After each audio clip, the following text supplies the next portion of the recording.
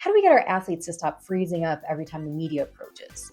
Welcome back to Translation Timeout. Today is the first of 3 videos about interviewing international athletes, and we're going to talk specifically about the interview environment. The handout for today is all about your interview environment and what changes you could make to help it be a little more relaxing for your international players. If you have questions at any time, please leave a comment below or email me at translationtimeout@gmail.com. So, why are interviews such a challenge?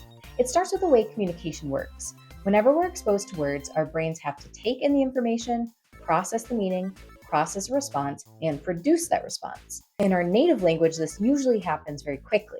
But when we're doing this in a language we're still learning, which I'll call a target language, there are now additional translation steps during that processing.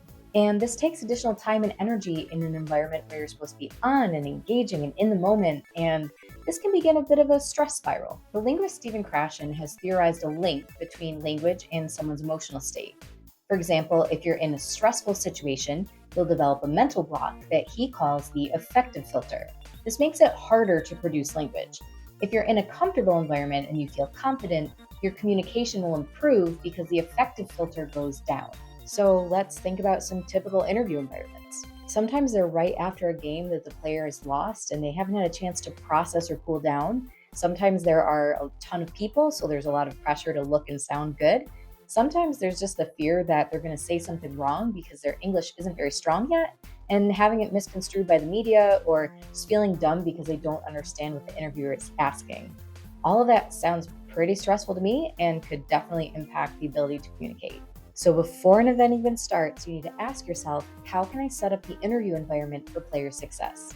You might not be in complete control of the interview environment, but there are definitely little physical changes you can make, like dimming the lights, giving a comfortable chair, limiting the number of people in the room, bringing them something to drink, just little touches that can instantly make it feel a bit more relaxing. You could also provide an interpreter for your players so they better understand what's being asked and can show off more of their personality and express themselves better in their responses. If you don't have access to an interpreter, but you have an English teacher on staff, they can help as well. I did this a lot when I was an English teacher in American public schools. I was sort of the bridge between students and staff because staff didn't always know how to break things down in a way that my English learning students would understand. So I would be there to help with extra clarification and context to improve those conversations. Another idea, if time allows, is to build additional time into your interview slots for players who don't speak English natively and record them if possible instead of doing it live.